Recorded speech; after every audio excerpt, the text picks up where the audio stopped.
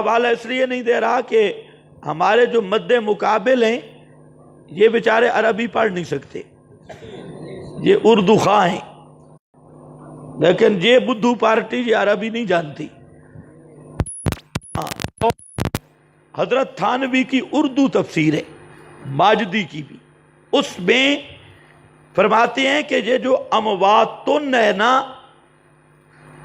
اس کی تنوین تنکیر للتحقیر ہے۔ تنوین کس کی ہے؟ تنکیر کی، تحقیر ہے، اور معنی یہ ہے کہ انہیں معمولی مردہ نہ سمجھو۔ قرآن نے مردہ کہنے سے منع نہیں کیا، کس چیز سے منع کیا؟ حقیر مردہ، معمولی مردہ۔ یہ بیان القرآن کا بیان، کہتے ہیں گو یہ کہنا صحیح ہے کہ وہ مر گئے، لیکن معمولی مردہ نہ کہو۔ معمولی، یہ معمولی کہاں سے نکلا؟ تنوین سے، اور آگے احیا ان کی تنوین تنویع کی ہے،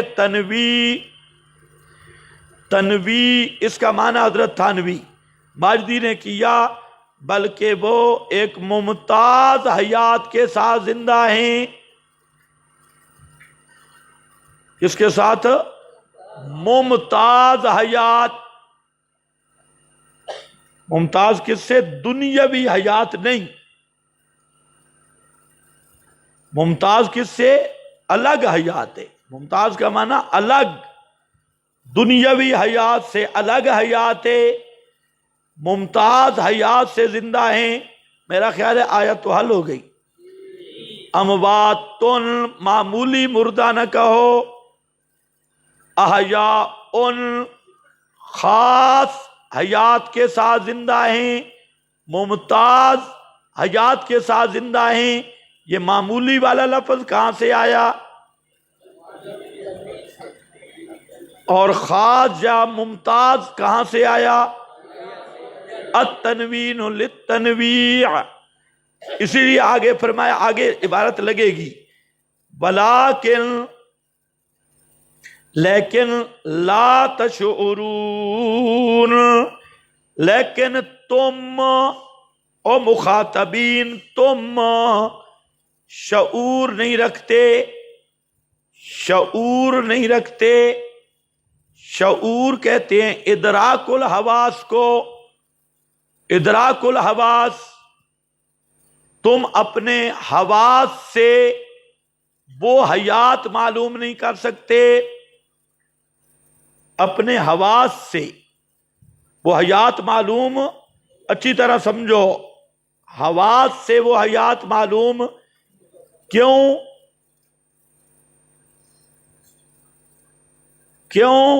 حواس سے، حواس کا ادراک مشاہد کے بارے میں ہوتا ہے۔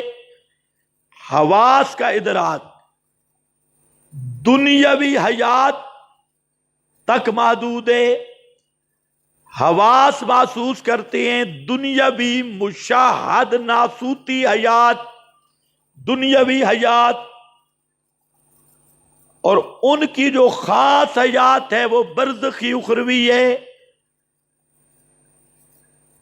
یا جو سمجھ لو، حواس ادراک کرتے ہیں جسمانی حیات کا۔ نبض چلتی ہے کہ نہیں چلتی؟ ڈاکٹر کو پتہ چلتا ہے جسمانی حیات کا کہ جسم محسوس ہے، جسم ناسوتی ہے، جسم دنیاوی ہے۔ تو حواس کا ادراک کام کرتا ہے جسمانی حیات تک۔ جسم زندہ ہو محسوس ہو سکتا ہے، بدن زندہ ہو، اس کی حرارت، اس کی حرکت، آلات کے ذریعے، یہ سب اس میں ہیں۔ ڈاکٹری آلات، آپ کے حواس، ان سے جو چیز حاصل ہو وہ شعور ہے۔ تو تم اس حیات کا شعور رکھ سکتے ہو، لیکن وہ حیات جسمانی نہیں ہے، وہ حیات روحانی ہے۔ نہ روح تم محسوس کرو، نہ اس حیات کا تم شعور رکھو۔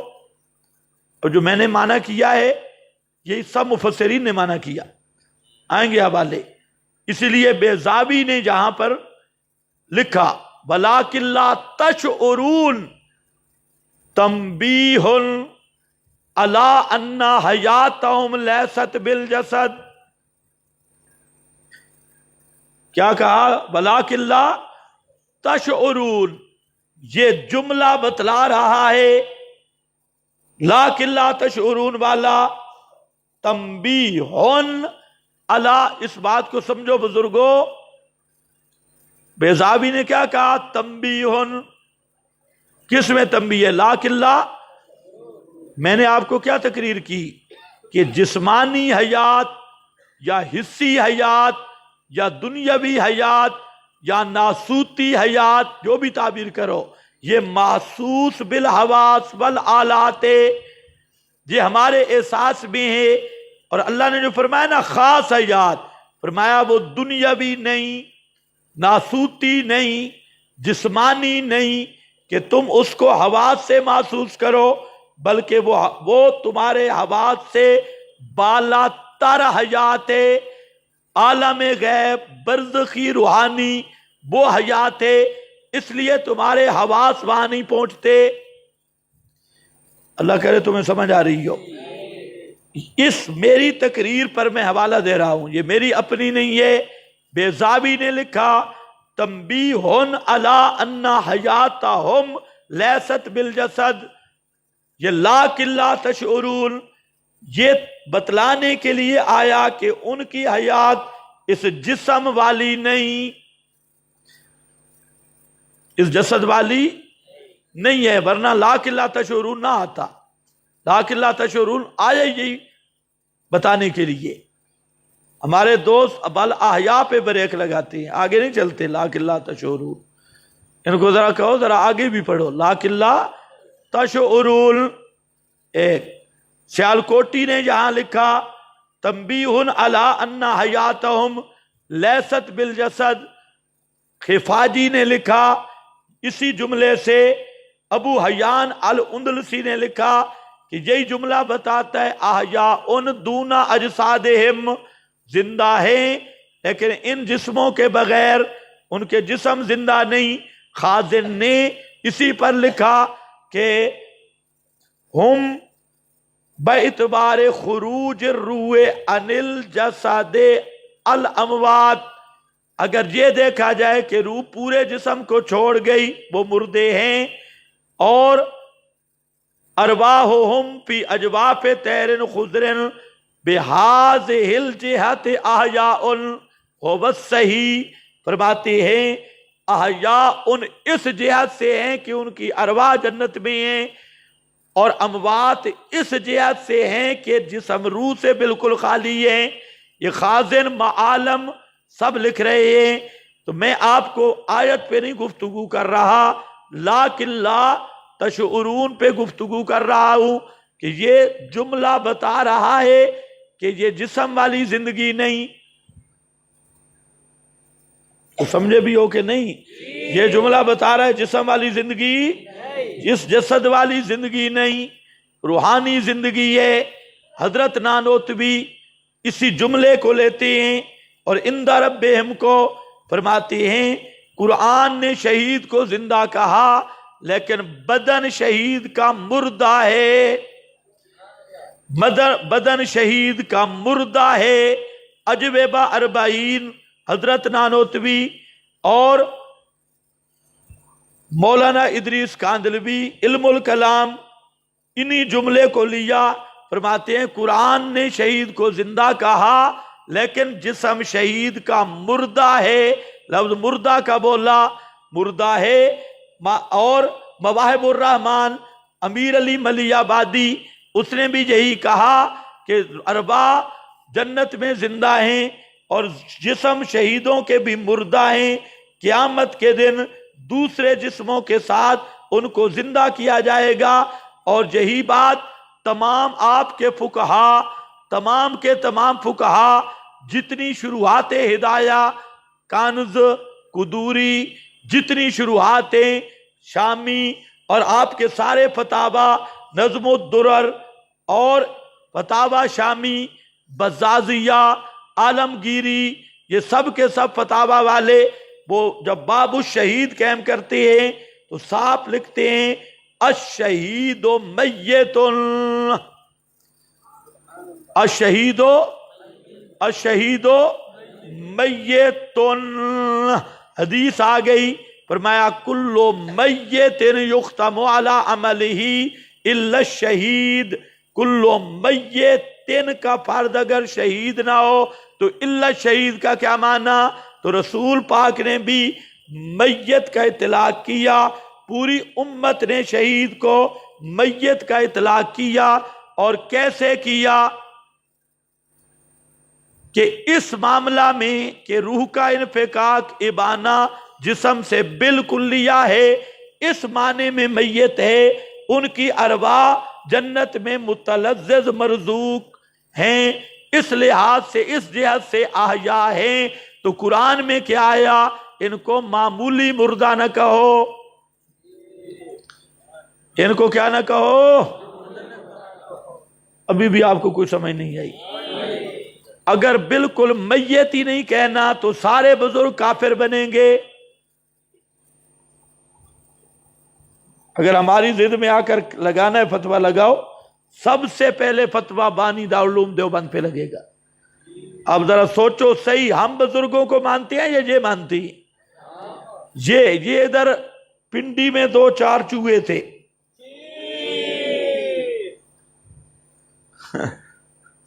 نام لینا بھی مناسب نہیں، ہاں بالکل چبل ہیں، ہاں اور چھوڑو، چوہوں کا نام لینے کی کیا ضرورت ہے؟ ہاں بھائی، انہوں نے بڑا ہمارے ایک ساتھی کو تنگ کیا کہ قرآن نے شہید کے بدن کو زندہ کہا ہے اور قرآن کہتا ہے شہید کے بدن کو مردہ نہ کہو۔ میں نے اسے کہا کہ ان سے لکھواؤ کہ قرآن نے کہا شہید کا بدن زندہ، بدن مردہ نہیں، جو شہید کے بدن کو مردہ کہے اس کا حکم کیا ہے؟ انہوں نے تحریراً دیا کہ جو شہید کے بدن کو مردہ کہے وہ کافر ہے۔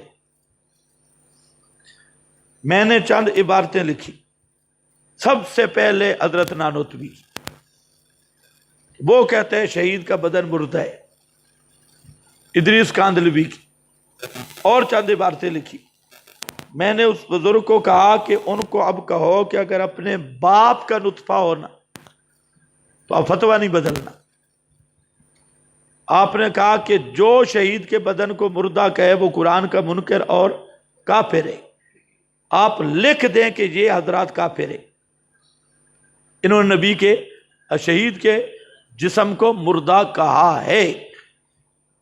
اگر تم میں رتی جتنا انصاف بھی ہے لکھو۔ اس نے جب پیش کیا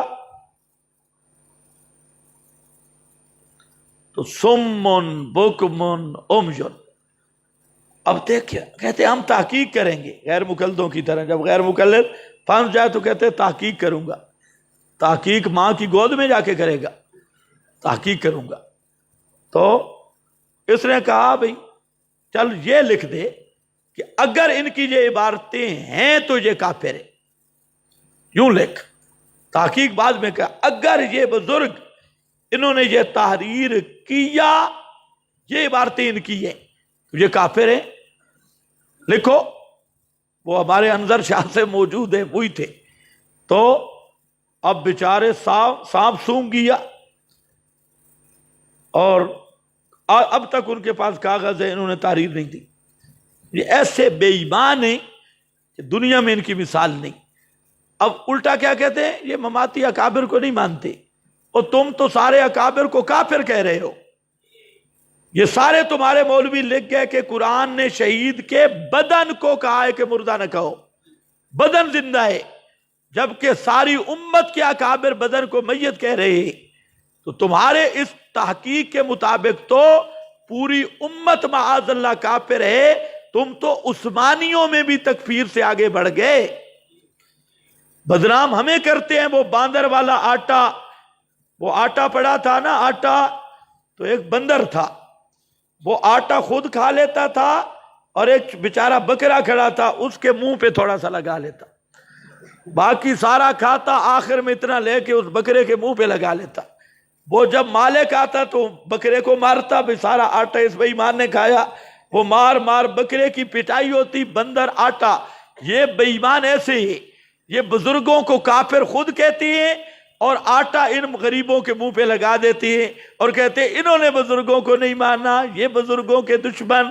اور پکا دیوبندی وہی ہے جو نانوتوی کو بھی کافر سمجھے، تھانوی کو بھی کافر کہے، اور ان سب اکابر علماء دیوبند کو جو کافر کہے وہ ہے ٹھیکیدار دیوبندیت کا، پکا دیوبندی وہی۔ ان سے آپ طے کروائیں کہ قرآن نے جب شہید کے بدن کو زندہ کہا، اب شہید کے بدن کو مردہ کہنے والے کا حکم بیان کر، کیا حکم ہے؟ پتہ چلے تیری بدماشی کا۔ ایک ایک بزرگ کافر بنے گا، ایک ایک۔ تو آپ عام میں اگر کوئی انصاف ہو، سوچو ہم اکابر کا دفاع کر رہے ہیں یا وہ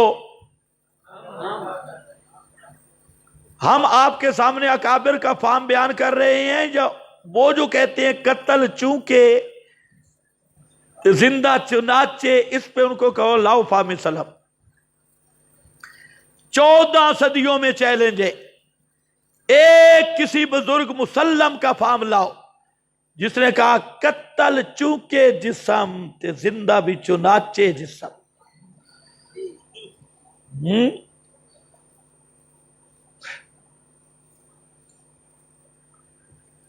چونکہ چنانچہ سے عقیدے ثابت ہو رہے، کہتے ہیں کہ حدیث میں آتا ہے شہید کے بال لمبے ہوتے ہیں۔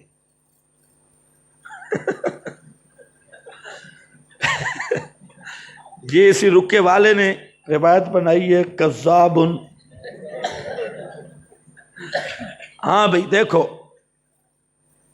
آپ میری بات سمجھ رہے ہیں یا نہیں؟ اس بات کو سمجھو جو میں جس نقطے پہ بول رہا ہوں، کہ یہاں پر امواتن اور احیاءن کی تنوینیں سمجھو، اور یہ تنوینیں کیوں اکابر نے لکھی؟ مسئلہ حیات ممات کی وجہ سے نہیں، تعارض آ رہا ہے۔ جو اللہ کی راہ میں مارے گئے انہیں مرا ہوا نہ کہو، خود مرا ہوا کہہ کے مرا ہوا نہ کہو کا کیا معنی؟ تو پھر ماننا پڑے گا کہ اموات ان کا معنی معمولی مردے، حقیر مردے، یہ نہ کہو۔ اور وہ زندہ ہیں کس کے ساتھ؟ حیات ممتاز، حیات خاص۔ اور وہ حیات ممتاز، حیات خاص کیا ہے؟ جسمانی نہیں۔ کیا دلیل ہے؟ اس بدن کی نہیں۔ کیا دلیل ہے؟ لیکن لا تشعرون، لیکن لا تشعرون، وجہ کہ بدن کی حیات محسوس بالحواس سے، بدن کی حیات محسوس بالحواس سے، اور روح خود بھی محسوس بالحواس نہیں، روحانی حیات بھی محسوس بالحواس نہیں۔ تو اسی سے یہ ہمارا معنی نہیں، سب مفسرین نے یہاں سے لیا کہ حیاتہم لیست بالجسد، یہ جسم والی زندگی نہیں، وہ زندگی وہ ہے جو ہمارے احساس سے بالا تر، حواس سے بالا تر، وہ تب ہے کہ جسم ناسود دنیاوی ان چیزوں سے وہ الگ حیات ہو۔ اسی کو قرآن نے بیان کیا لیکن لا تشعرون۔ آگے پھر آئے گی وضاحت، عند ربہم یرزقون، پھر قرآن کھولے گا عند ربہم قیل ادخل الجنہ، وہ ساری چیزیں قرآن نے خود بتائی۔ اچھا، کچھ لوگ یہاں پڑھے ہیں اور جس مسئلے کو چھیڑو ہی نہیں، کیونکہ اللہ نے فرمایا کہ یہ حیات تمہارے شعور میں نہیں آ سکتی۔ واہ، یہ بھی یہودیانہ تحریف ہے۔ اللہ نے یہی فرمایا چھیڑو نہیں، اللہ نے خود چھیڑا ہے۔ آگے یہاں پر بھی اللہ نے خود چھیڑا ہے، سورہ آل عمران میں خود چھیڑا ہے۔ پھر چھیڑو نہیں تو چھیڑا تو ہے، اللہ نہ چھیڑتا تو ہم نہ چھیڑتے نا۔ تو لیکن لا تشعرون میں یہ نہیں فرمایا چھیڑو نہیں، لا تشعرون میں یہ فرمایا کہ جسمانی حیات نہیں۔ سمجھے بھی ہو یا نہیں؟ ہاں ملا شلا کہتے ہیں جب قرآن میں آ گیا لاکن لا تشعرون تو بس اس کو کیا فائدہ اس میں پڑھنے کا؟ گدھا گدھا ابن گدھا، پہلے سمجھ تو صحیح لاکن لا تشعرون کہتے کس کو ہے، اس کا معنی کیا ہے؟ اللہ نے فرمایا نہ چھیڑو، ایسے لگے ہوئے ہیں کوئی ادھر سے کوئی ادھر سے کوئی ادھر سے، اس کو کہو الحمار الواشی لاکن لا تشعرون کا یہ معنی نہیں، لاکن لا تشعرون کا یہ معنی ہے کہ اس بدن والی زندگی نہیں ہے۔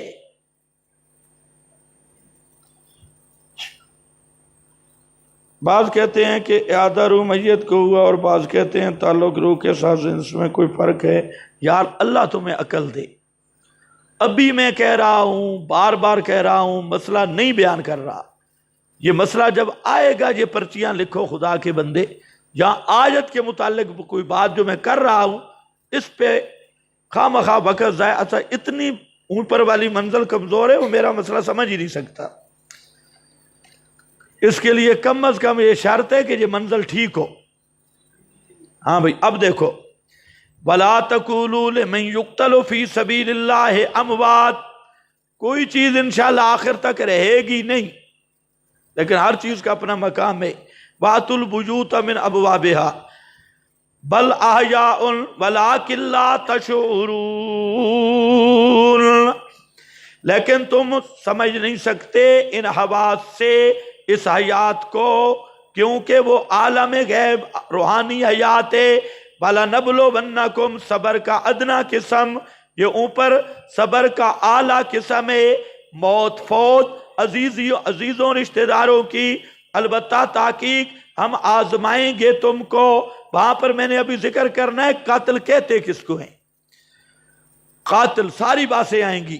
وَلَنَبْلُوَنَّكُمْ بِشَيْءٍ مِّنَ الْخَوْفِ، البتہ ضرور ضرور آزمائیں گے ہم تمہیں کسی چیز سے، یعنی خوف سے، خوف آئے گا، مسئلہ بیان کرنے میں پلس آ جائے گی، درخواستیں تھانے جائیں گی، جیل کے ڈراوے دھمکیاں یہ ساری چیزیں آئیں گی۔ من الخوف والجوع، روٹی بھی نہیں ملے گی، بھوکا بھی مرنا ہوگا، والجوع بھوک مسئلہ ایسے آسانی بیان ہوگا، بھوکیں بھی آئیں گی۔ ادھر منڈی بہاؤالدین میں ایک علاقہ ہے،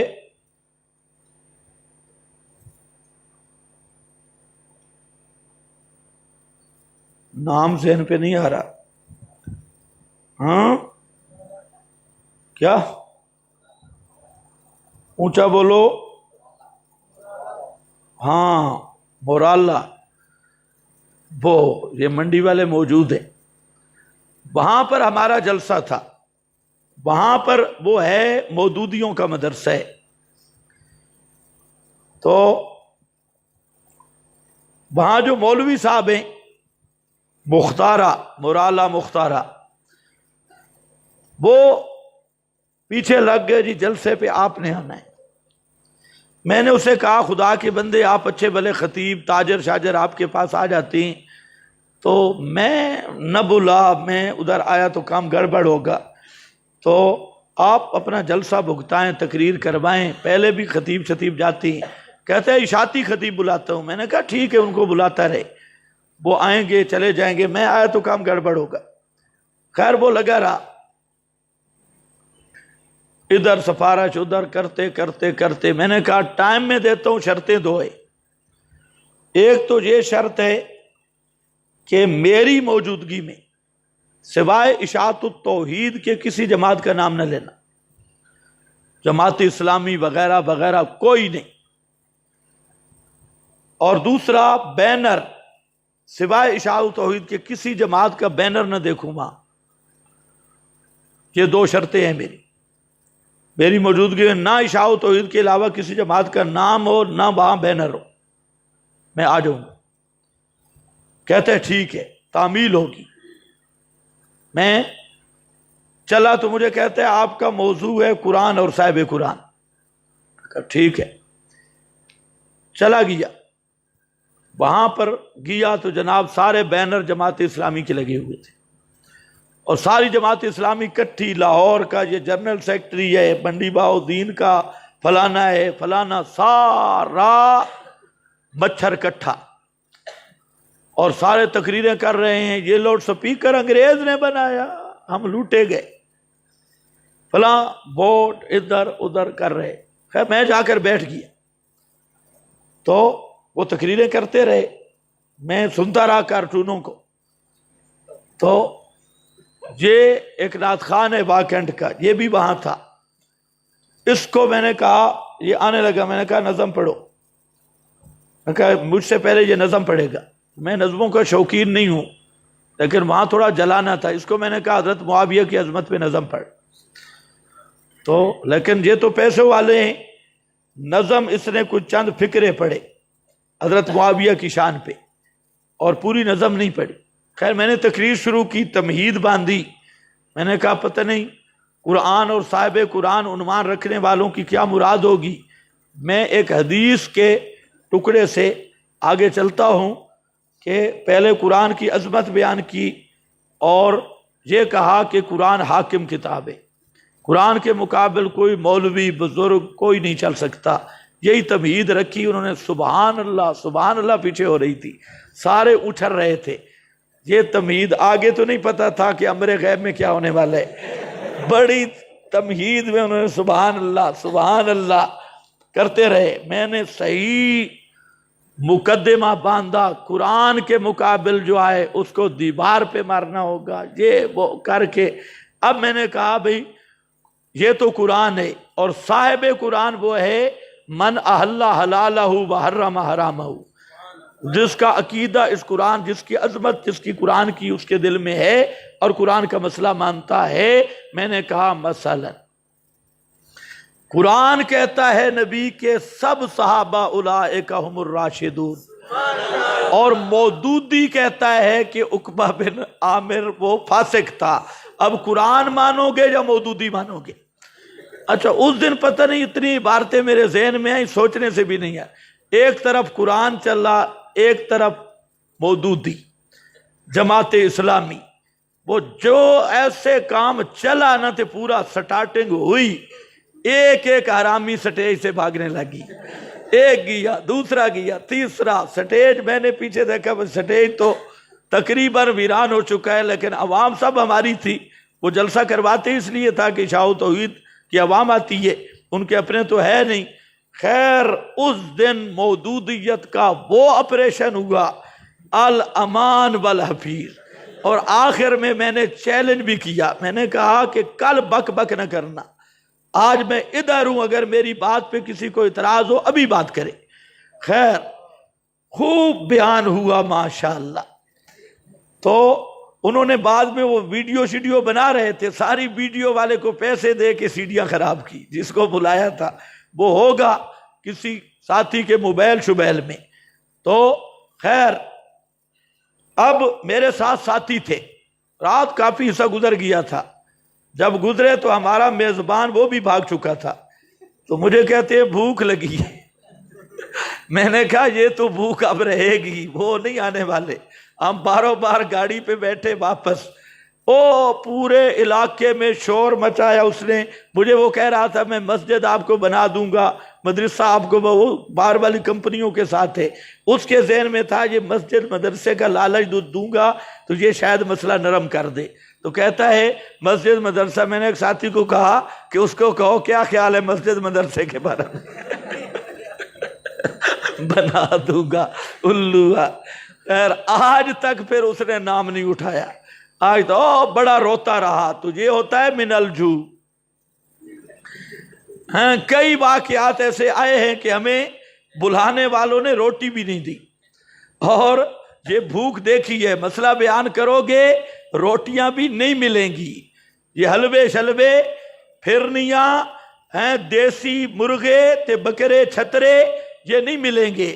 اس لیے فرمایا وَلَا نَبْلُوَنَّكُمْ بِشَيْءٍ مِنَ الْخَوْفِ، خوف بھی آئے گا، بڑے بڑے ملا ناراض ہوں گے، پیر ناراض ہوں گے، ذمہ دار عہدے داران وہ بھی دھمکیاں دیں گے، پولیس فوج CID والے اور درخواستیں ہر تھانے میں جائیں گی، لیکن تکڑے ہونا، من الخوف والجوع، بھوکے، فقر و فاقہ، بھوکے آئیں گی، روٹیاں ختم ہو جائیں گی، وَنَقْسِم مِّنَ الْأَمْوَالِ، اور کمی مالوں میں، والانفس، اور جانوں میں، جانیں چلی جائیں گی، لڑائیاں ہوں گی، کئی ساتھی بندے مارے جائیں گے، وَالثَّمَرَاتِ، تمہارے کھیتوں کو آگ لگا دی جائے گی، تمہارے باغوں کو اجاڑ دیا جائے گا، گھروں کو جلایا جائے گا،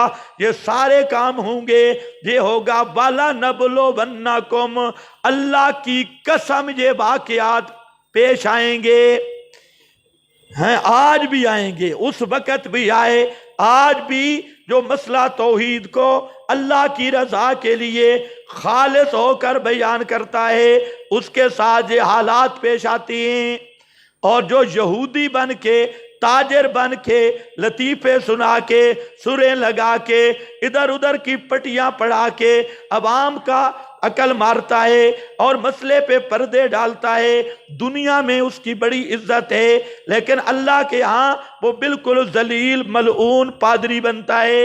وَلَنَبْلُوَنَّکُمْ،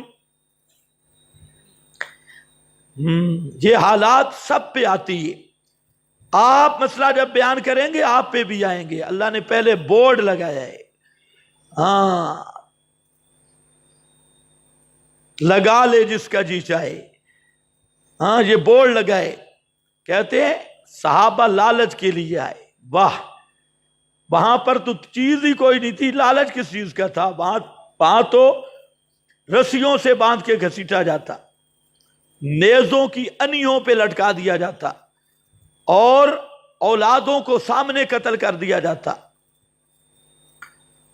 لالچ کر کے آئے، ہاں وَلَنَبْلُوَنَّکُمْ، آزماؤں گا تم کو، ضرور بے ضرور آزماؤں گا، بِشَيْءٍ مِّنَ الْخَوْفِ وَالْجُوعِ، تم ہر آدمی کی آزمائش حسب مراتب ہوتی ہے، تمہاری آزمائش یہی ہے کہ کبھی لیٹ ہو گئے تو روٹی نہیں ملے گی، وَنَقْسِم مِّنَ الْأَمْوَالِ وَالْأَنفُسِ وَالثَّمَرَاتِ وَبَشِّرِ الصَّابِرِينَ، اور خوشخبری سنا دے جو ان امتحانوں پر پورا اترے، الصابرین، جو ان امتحانوں پر پورا اترے اس کے لیے خوشخبری سنا دے، برداشت کرنے والوں کو، الذین، یہ علامت صابرین ہے، علامت صابرین ہے، صبر کرنا، یا اکبر علی آبادی نے بڑی شعر کہا زبردست، کہتے ہیں غم بھی قانون فطرت سے میں کچھ بد زن نہیں، غم بھی قانون فطرت سے میں کچھ بد زن نہیں، یہ سمجھتا ہوں کہ میرا دوست ہے دشمن نہیں،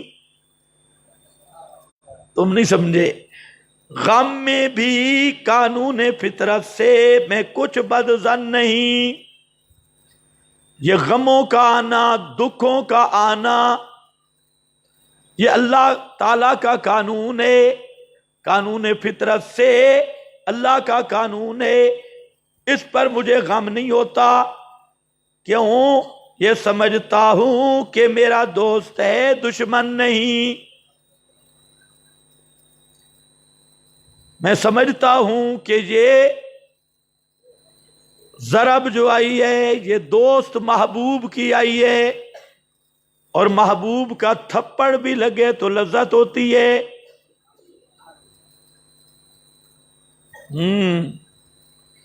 محبوب کے ڈنڈے میں بھی لذت ہے، تھپڑ میں بھی ہے کہ نہیں، غم میں بھی قانون فطرت سے میں کچھ بد زن نہیں، یہ سمجھتا ہوں کہ یہ میرا دوست ہے دشمن نہیں۔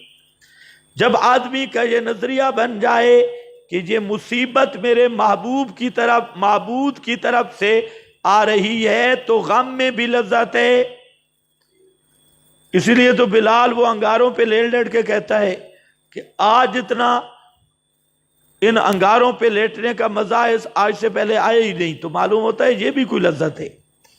اصل لذت ہی محبوب کی ضربیں کھانے میں۔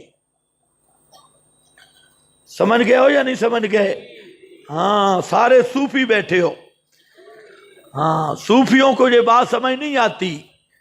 یہ پتہ چلتا ہے کہ جس کو چوٹ لگے کہ محبوب کی ڈنڈے میں بھی لذت ہے، محبوب کی ضرب میں بھی لذت ہے۔ اس لیے اکبر الآبادی کہتا ہے یہ سمجھتا ہوں کہ میرا دوست ہے جو آزما رہا ہے میرا محبوب معبود ہے، تو محبوب کی تکلیف دی ہوئی یہی تو ہوتا ہے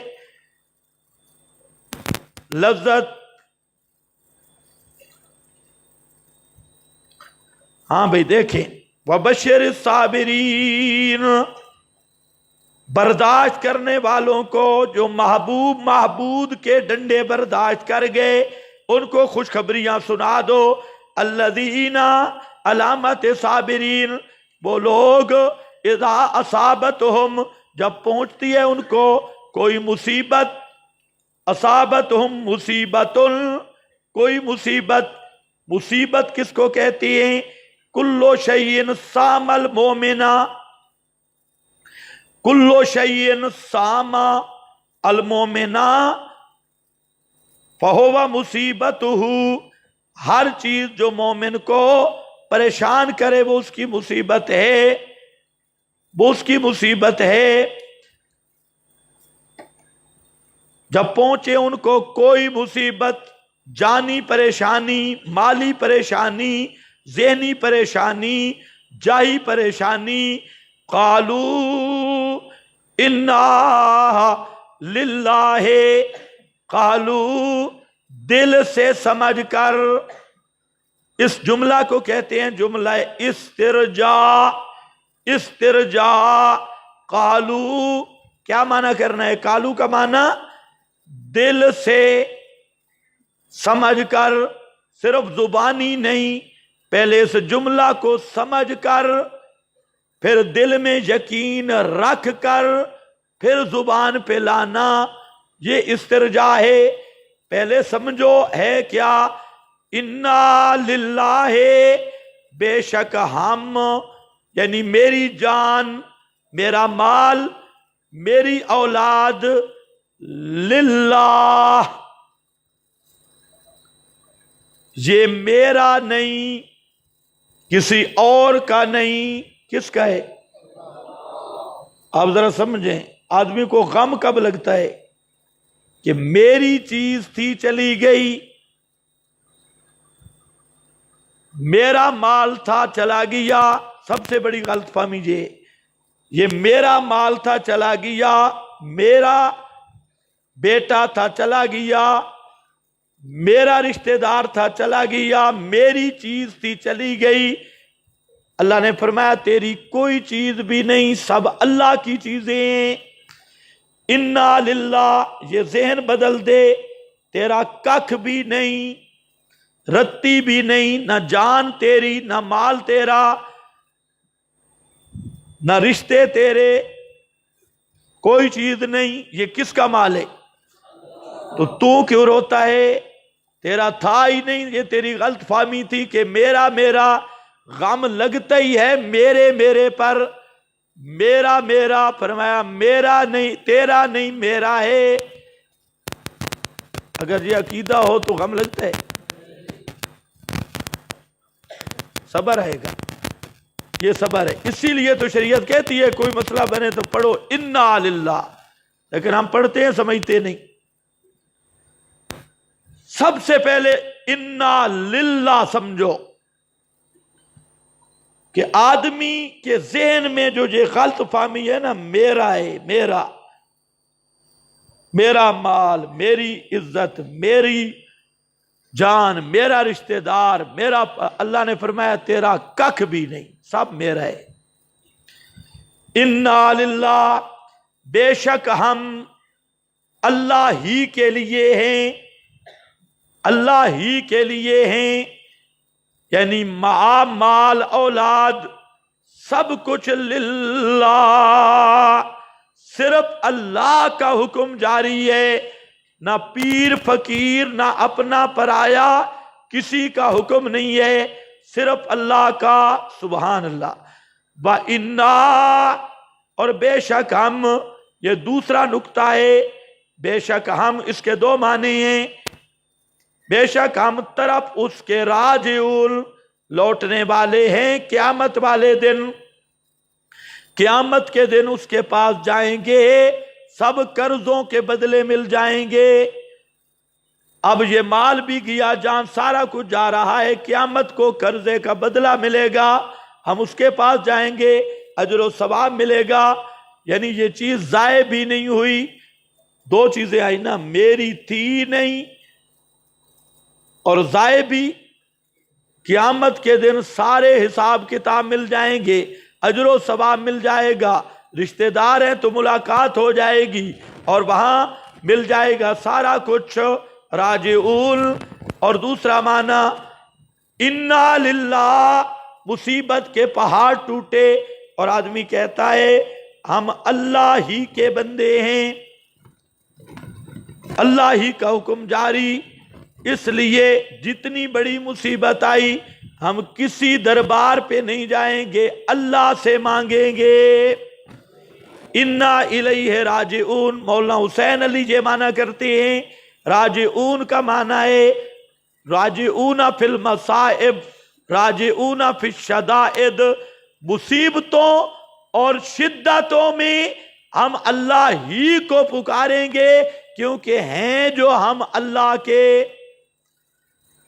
تمہیں کچھ نہیں پتا چلا، اب ہم ہیں کس کے؟ اللہ کے، تو جائیں گے بھی پکاریں گے بھی اللہ کو، دنیا میں کسی بابے کے پاس نہیں جائیں گے، اس لیے کہ ہمیں کسی بابے نے پیدا نہیں کیا، جب ہمیں پیدا کرنے والا، وجود دینے والا اللہ، انا للہ، تو ہماری پکاریں سننے والا بھی اللہ، تو انا الیہ راجعون، اللہ ہی کی طرف جائیں گے، اسی کو پکاریں گے، مصائب میں، حاجات میں۔ آہا، سبحان اللہ۔ یہ سمجھ آیا معنی؟ بڑا معنی ہے۔ واہ مولانا حسین علی، تجھ پہ خدا کی رحمت، کیسا معنی کیا ہے۔ انا للہ کو ذہن میں رکھو، انا الیہ راجعون، فرمایا اولئک، شابش میرا بندہ، شابش میرا بندہ، پکا ہو گئی ہے۔ جتنی مصیبت آ گئی، اس نے کہا نہ 11ویں والے کو پکاروں گا، نہ 12ویں والے کو پکاروں گا، نہ جعفر صادق کو پکاروں گا، نہ علی مشکل کشا سمجھوں گا، نہ علی حجویری کو پکاروں گا، نہ پیر بابے کو پکاروں گا، نہ پشاور والے بابے کو پکاروں گا، نہ لاہور، نہ انا الیہ راجعون، صرف اللہ کو پکاروں گا۔ ایسے دھرنا مار کے بیٹھ گیا، پکا ہو گیا، یہی صابر ہے، پکا ہو گیا، ڈٹ گیا، دھرنا مار دیا، صرف اسی کو پکارنا۔ فرمایا اولئک علیہم، یہی وہ لوگ ہیں، صلوات من ربہم، شابشیں ہیں ان پر ان کے رب کی طرف سے۔ سمجھ گئے یا نہیں سمجھ گئے؟ کیا بولتے ہو؟ شاباش۔ اللہ فرماتے ہیں شاباش و شاباش، حلالی بندے ہو، حلالی۔ کوئی حرامی ہوتا تو کئی دربار ٹپک جاتا۔ شاباش شاباش، صلوات من ربہم، صلوات کا کیا معنی؟ قرطبی نے لکھا صلاۃ اللہ علی عبدہ افوہ و رحمتہ، صلاۃ اللہ علی عبدہ افوہ و رحمتہ و برکتہ و تشریفہ ایاہ فی الدنیا والآخرہ۔ صلاۃ اللہ علی عبدہ، اللہ تعالیٰ کی صلاۃ بندے پر کیا ہے؟ افوہ، بندے کو معاف کرنا، بندے پہ رحمت اور برکت کرنا، و تشریفہ، بندے کو عزت دینا دنیا میں اور آخرت میں، عزتیں دینا، اور اس کا معنی شاہ عبد القادر کا یہ معنی ہے، محدث دہلوی فرماتے ہیں شابشے ہیں، اولئک علیہم صلوات من ربہم، سمراہ یہی لوگ ہیں جن پر شاباش ہے ان کی رب کی طرف سے، برحمتن اور رحمت۔ حافظ نے بات کی ہے، ابن القیم نے لمبی بات سے، کہ رحمت اور صلاۃ میں فرق ہے،